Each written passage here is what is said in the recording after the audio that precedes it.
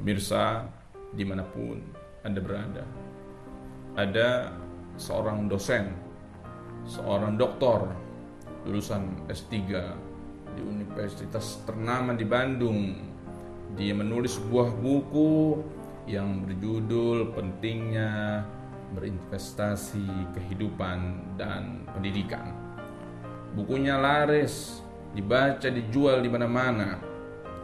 Katanya, jikalau anak masih kecil-kecil, mulailah membeli rumah, menyicil 10 tahun, 15 tahun, 20 tahun. Kalau nanti anak sudah lulus SMA, juallah rumah itu. Maka hasilnya bisa dipakai untuk dua. Yang pertama, untuk melanjutkan biaya sekolah anak di perguruan tinggi S1, S2, S3. Sisanya bisa untuk modal usaha. Ramai berbondong-bondong orang mengikuti saran itu dan penulis pun berhasil menerapkannya. Anak yang pertama sudah lulus kuliah di Amerika dengan status cum laude, sarjana terbaik.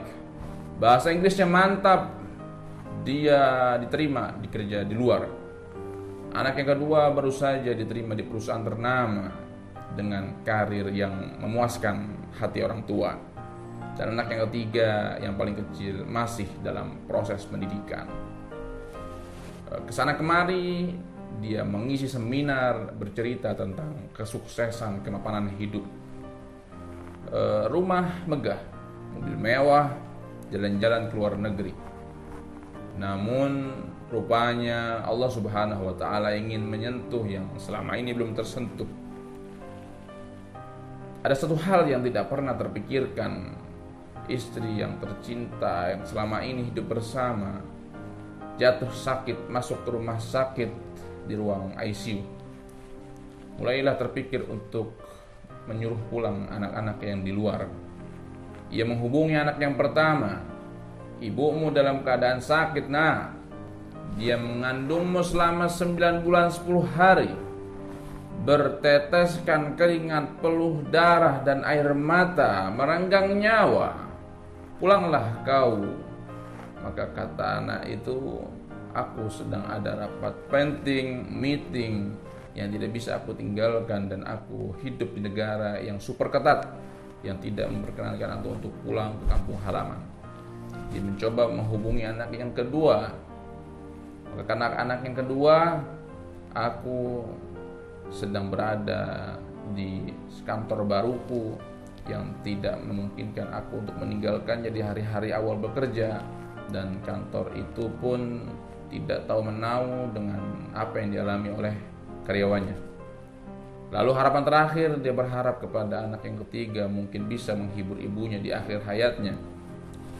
Maka anak yang ketiga pun mengatakan, aku baru diterima di salah satu universitas ternama di luar negeri dan aku tidak bisa meninggalkannya. Malaikat maut, malaikat Israel tidak menunggu waktu untuk mencabut nyawa. Ruh pun berpisah dari jasad, ia meninggal. Ramai berbondong-bondong orang datang, namun dia meninggal dengan keadaan hati yang sepi, hampa, karena buah hati tak kunjung tiba. Ketika dimasukkan jenazah jasad istri tercinta ke liang lahat, meneteslah air mata. Dia sedih bukan karena kematian, bukan karena ditinggal oleh istri tercinta, namun dia sedih karena anak yang sukses tidak seperti apa yang diharapkan. Ternyata dia berpikir kesuksesan itu belum tentu melahirkan kebahagiaan. Dia lama berenung, dia berpikir, dia akhirnya memutuskan untuk menarik semua buku-buku yang ada di toko-toko. Dia tidak ingin orang-orang yang membacanya mengalami hal yang sama seperti apa yang ia rasakan. Karena dia merenung sebagaimana apa yang dikatakan oleh Abu Darda, sahabat Nabi yang mulia, tafakkur sa'ah khairun min qiyamil lailah. Berpikir, merenung, mengintrospeksi diri sejenak itu lebih baik daripada tahajud sepanjang malam. Maka dari itu, apa kita kalau punya anak disekolahkan ke luar negeri, dipekerjakan di mana saja, namun jangan lupa sisipkan, tanamkan dalam jiwa mereka ilmu agama, akhlak Rasulullah Sallallahu Alaihi Wasallam. Tak apa-apa mereka pintar bahasa Inggris, namun ajarkan juga bahasa Arab, karena itu bahasa Al-Quran, bahasa ahli surga. Kalau ada berita musabaqah tilawatul Quran, bawalah anak kita ke sana. Mungkin dia akan merenung, dia akan terfikirkan, anak-anak seusiaku dia bisa hafal Quran, dia bisa baca Quran dengan indah, kenapa aku tidak bisa? Kalaulah ada pengajian, bawa anak kita. Tak apa-apa dia berlari, melompat, berteriak. Dia akan biasa hadir ke pengajian, sehingga nanti kita tak ada, dia bisa membawa cucu kita bersamanya ke pengajian. Jikalau ada kumpul-kumpul keluarga, ada ulama datang, bawakan, dudukkan dekat ulama, mintakan berkah.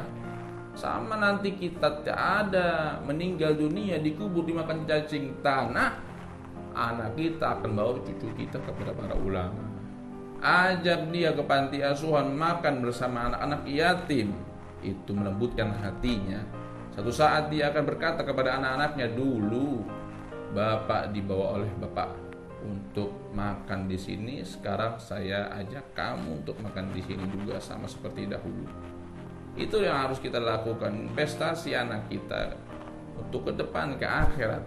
Kita tidak berharap untuk dibelikan oleh anak-anak kita mobil mewah, rumah megah, apapun itu. Yang kita harapkan 30 tahun lalu, 40 tahun lalu kita punya anak, kita bisikkan di telinganya ketika baru lahir, adzan, asyhadu an la ilaha illallah wa asyhadu anna Muhammadar Rasulullah. Yang kita harapkan nanti saat ajal menjemput, anak kita lah yang membisikkan di telinga kita kalimat tauhid, la ilaha illallah Muhammad Rasulullah sallallahu alaihi wasallam.